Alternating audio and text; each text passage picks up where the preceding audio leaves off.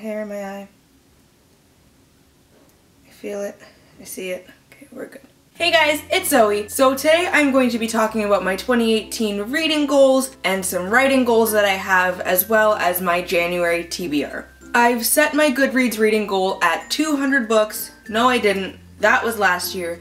This year I set it at 150, same as 2016. I have some other things that I want to work on, and starting this YouTube channel, I wanted to bring the number down a little bit. In 2017, I read 172, I think it was 172 books, so I can definitely reach the 150 goal. If I find myself reading a little bit more, I will probably bump it up, but for now it's gonna stay at around 150. My overly ambitious December TBR turned out to be really over ambitious. I only read 18 books in December.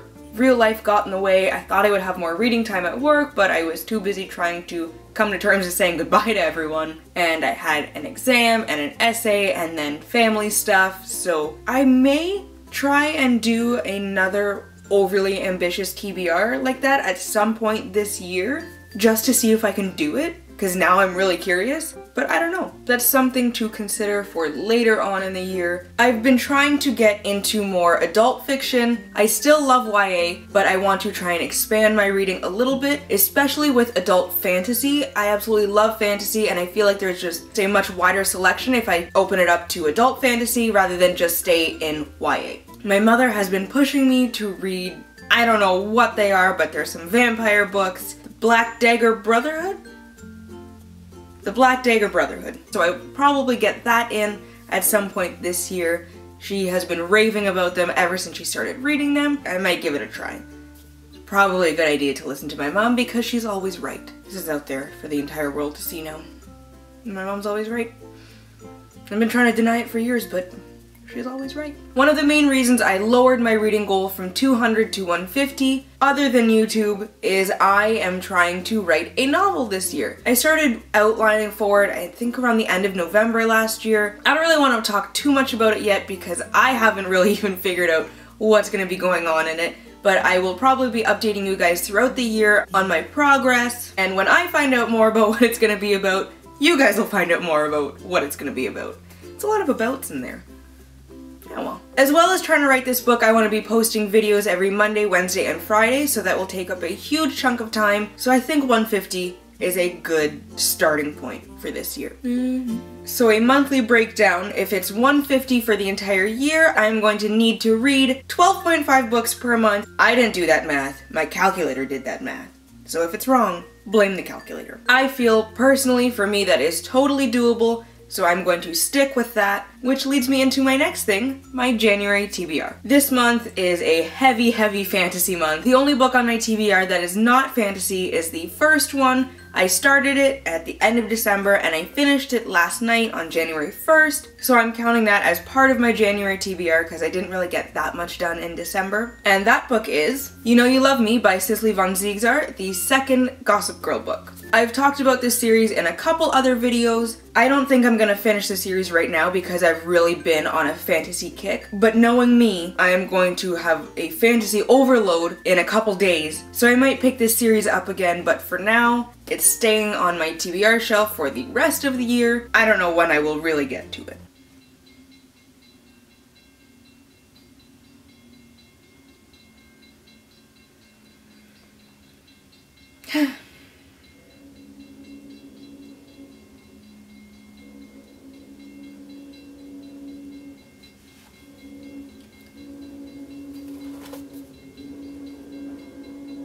This is the longest train. Why does it take so long to go by?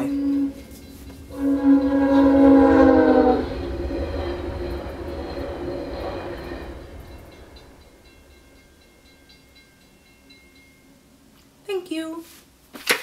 This is one of those guilty pleasure books, you know? I just can't stop reading them. They're not the greatest, but I can't stop reading them. The next book is the one that I am currently reading. I'm about 50 pages in, I think. And that is The Dragon's Path by Daniel Abraham. Abraham? Look at that, I can read. This one is quite large, but the font's pretty big on this one, so I don't know how long it's gonna take me. It's about It's 555 pages long, so if I sit down and read this bad boy, it'll probably take around 5 hours, but I'm hoping to have it done by tomorrow at the latest, so I can just scoot right into another book. I've never said the word scoot before. Why did I just say the word scoot? I don't know. Talking to a camera is making me lose my mind. This story follows 3 characters, Marcus, Cithrin, and Geter. Fantasy names throw me off so much, so his name starts with a G, and that's all I know. G-E-D-E-R. If anyone can throw a phonetic pronunciation down in the comments, let me know. Or I could listen to the audiobook. I'm gonna listen to the audiobook and find out how to pronounce this name. Anyways, it follows these 3 characters. They start in different places, and from what I'm assuming, they will all connect somehow. This book and the next few that I have, I'm not gonna get too into right now, because in my next video, I am doing a fantasy book haul. Literally right after I finished filming my bookshelf tour, I went out and I bought more books, because I have a problem, and I needed to feed the inner demon, the addiction. So the books that I got in that book haul that are on my TBR, I'm not gonna get too into. You will see that on Friday, but the rest I will give a more full synopsis for.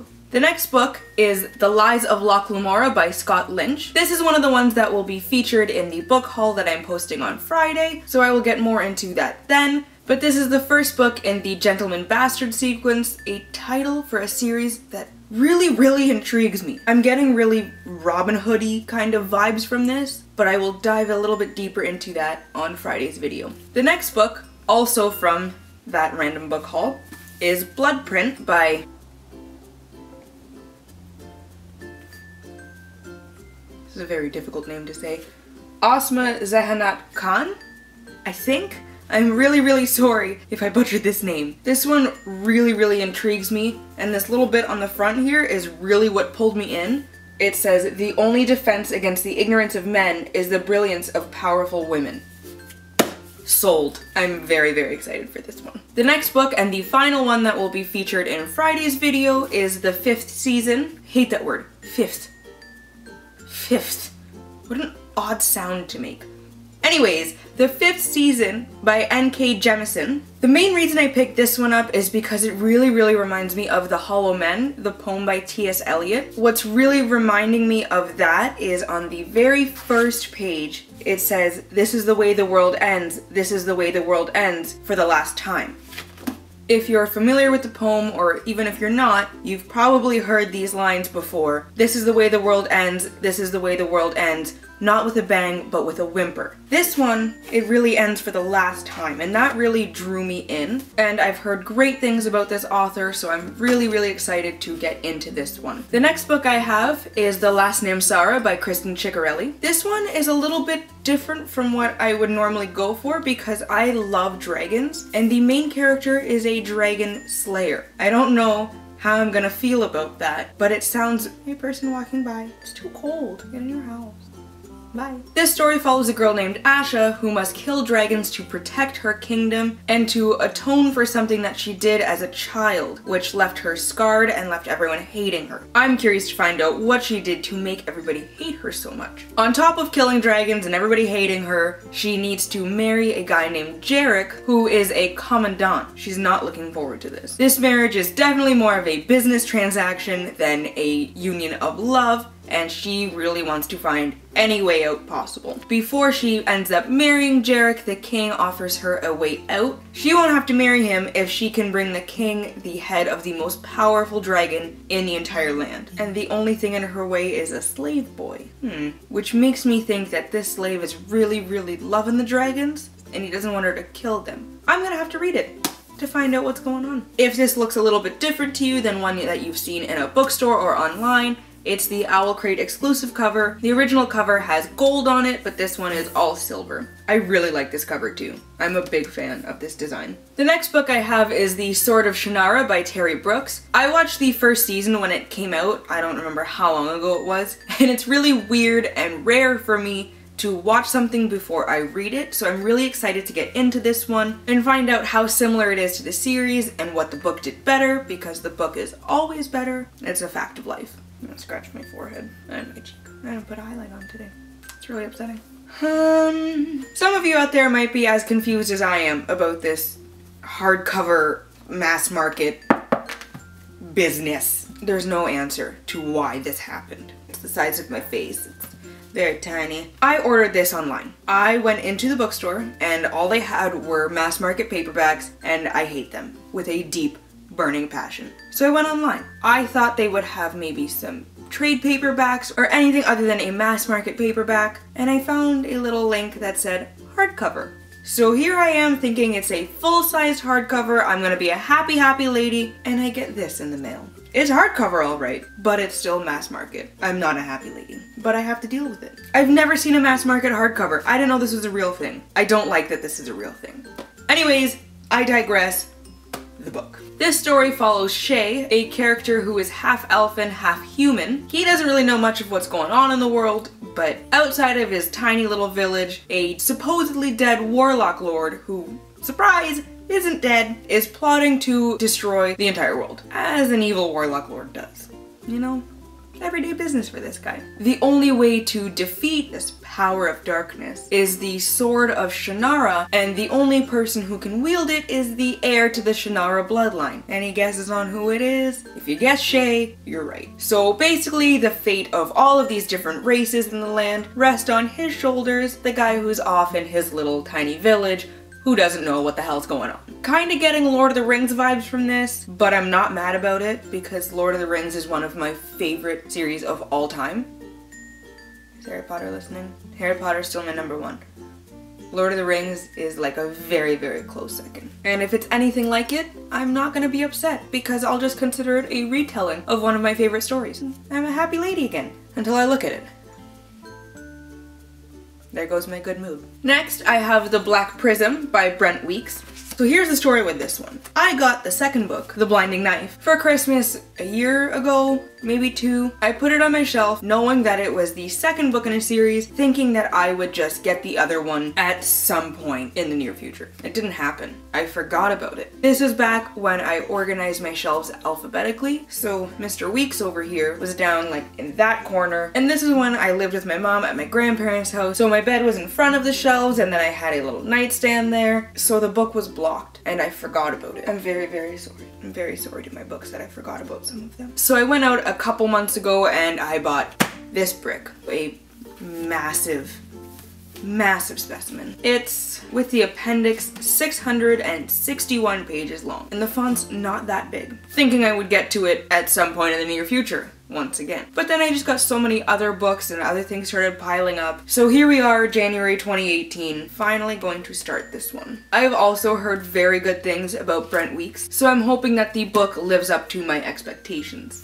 The first book follows a man named Guile, who is the Prism with a capital P. He's the most powerful man in the entire world. He is the High Priest and the Emperor. Have they not heard of separation of church and state? You're gonna combine the two and bad things happen, man. Not a good idea. The catch here is that prisms never live long, and Guile knows exactly how long he has left to live. I don't think I would want to know that. I really don't think I would want to know that. So while he's living his life, he finds out that he has a son in a kingdom far, far away. No, I don't think this is going to be a fairy tale, but I had to throw a reference in there somehow. Guile must now decide how far he's willing to go and how much he's willing to pay to keep the secret of his son, a secret that has the power to destroy his entire life. The thing that drew me in on this one is what is so special about this guy having a son, or what's so special about the son himself that will tear this world apart and ruin his life. And I feel like there's gonna be something about the son's mom and whoever she was that's really gonna affect this story. I'm getting that feeling. I don't know how warm or cold I am with that feeling. I'm excited to get into this one to find out the answers to the many questions that I already have. The next book is, surprise, The Blinding Knife, also by Brent Weeks. I have this thing, and I'm sure a lot of you feel the same way, where when I have a novel and a sequel or a series, I don't want to read a synopsis for any books after the first one until I finish the first one, because I don't want to spoil anything for myself. So I am not going to go into a synopsis of this one because I haven't read anything about it. I haven't read the back at all. I haven't read anything online about it. I don't want to spoil the story for myself or for anyone out there who might be reading this or is intrigued by the story and will want to pick it up. So I will talk more about this in a future video after I read the first one. The next book I have is Nevernight by J. Kristoff. Some of you guys might remember in a previous video I picked up God's Grave, but they didn't have a hardcover version of Nevernight, so I ordered it online. There was a lot of hassle with this little baby. I ordered it before Christmas. I wasn't expecting it to come in so soon, so I wasn't checking the front porch for any packages that had come in. We don't use the front door, we always use the side door, so it's not habit to check that front doorstep unless I'm waiting for something to come in. I wasn't expecting it so soon. My boyfriend was out shoveling the driveway and he saw the corner of a box underneath about a foot of snow. It snowed a lot over Christmas. The roads were terrible. We got so much snow and all of it landed in the box. When he brought the box in, the book was like, it was wavy on the sides. I'm in luck, it dried okay, so I didn't have to return this. You can still see like a little bit of waves in the pages, but it's not as bad as it was. Also in the box with this book were a set of lights to go on my bookshelf, and those were soaking wet, so I had to return them. But that's okay because I got my book. So now I can finally get into this one. God's Grave will probably be on the TBR for February, but for now I'm just gonna stick with the first one. This story follows a girl named Maya who is the daughter of an executed traitor. She becomes apprenticed to a group of assassins known as the Red Church. While she is with this group of assassins, she becomes part of a contest where she must beat her fellow students in tests of poisons and weaponry. If she wins, she will be inducted into a group known as the Blades of the Lady of Blessed Murder. It sounds very aggressive. If that happens, she is that much closer to getting her vengeance and her revenge on those who killed her family, and hopefully finding inner peace. You know, that's a big thing. Like I mentioned in another video where I talked about this series, it really gives me a Throne of Glass vibe. And like with the Sword of Shannara, wow. With the Sword of Shannara, that's better. I love Throne of Glass, and if this is anything like it, I will just think of it as like a retelling. I'm not the type to get mad about books seeming too similar, because there are things that just work and ideas that you really need to build off of. And if you make it your own and add your own little spin on it and your own little twist, then I'm just a happy person because I have another wonderful book to read. The final books on my January TBR are the first 3 books in the Seven Realms series by Cinda Williams Chima, The Demon King, The Exiled Queen, and The Grey Wolf Throne. I have read The Demon King and The Exiled Queen, but I read them I think about a year ago, and before I get into The Grey Wolf Throne, I want to reread these 2 so I am up to speed. I know that I can just look up on the internet what happens in these first 2, but I am so big on rereading and remembering all of the little details. I just prefer rereading the series up until the one I haven't read, and I feel like I just have a much more fulfilling reading experience when I reread the series as a whole, and I can just binge read all of it together. As with the Brent Weeks books, I will only talk about the first one because I don't want to spoil the 3rd book for myself, or even the 2nd and 3rd book for anyone who hasn't gotten past the first one, because sometimes in the synopsis and on anything that you read, it doesn't intentionally give stuff away, but it talks about things that happened after the events of the first book, which usually ends up at least giving something away, which I am not a fan of. I am not a fan of spoilers without warning. The first book, The Demon King, follows 3 sort of main characters. You have Raysa, Han, and Micah. Raysa is the princess, Micah is the son of the High Wizard, and Han is a reformed common street thug. He's trying to get out of that life and build an honest life for himself, his sister, and his mother. The thing that sets Han apart is he has these silver cuffs on his wrist that he's had ever since he can remember, and there is no way that he knows of to remove them. They are obviously magical objects as they grow as he grows, and there are runes engraved on them, and there's this whole mystery around them. He doesn't know why he has them. He's never been told where he got them or why he has them. they're just a big mystery to him. Han encounters Micah on a mountain where Micah, as a wizard, is forbidden from entering. Micah's out having some fun with his friends and just generally causing trouble as a young teenager, and Han takes an amulet from him, this amulet, which once belonged to the Demon King, a man who about a millennium ago almost destroyed the world. When Han takes this amulet, Micah naturally will stop at nothing to get this back from him. As the story unfolds, Reysa and Han's worlds collide in more ways than one. While all that is happening, in the background we have the Queen, Reysa's mom, who is trying to set her up with a suitor who goes against absolutely everything that their queendom stands for, which causes even more problems for everyone. This will be my third time, I believe, reading this one,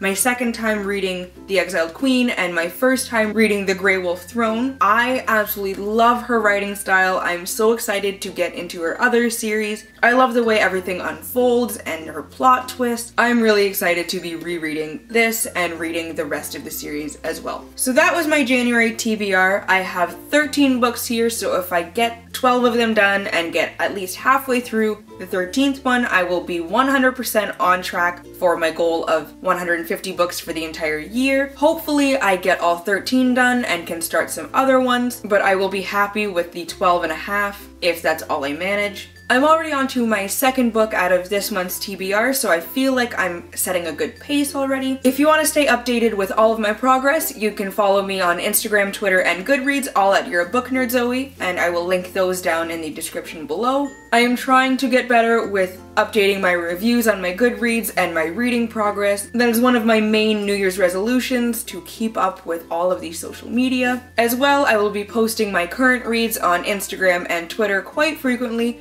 I think that's about all I have for today, so I will see you guys in the next video. Bye! One last thing. I totally forgot. My boyfriend has started his own YouTube channel, and his first video is the two of us doing a Harry Potter trivia challenge. If anyone is interested, I will link that down below for you. Please go subscribe to him. I hope you guys enjoy it. I thought it turned out really well. It was a lot of fun for us to film. His channel is mostly going to be trivia and challenges, oh he's home, and things of that sort of nature. So I will see you guys in the next video. Bye!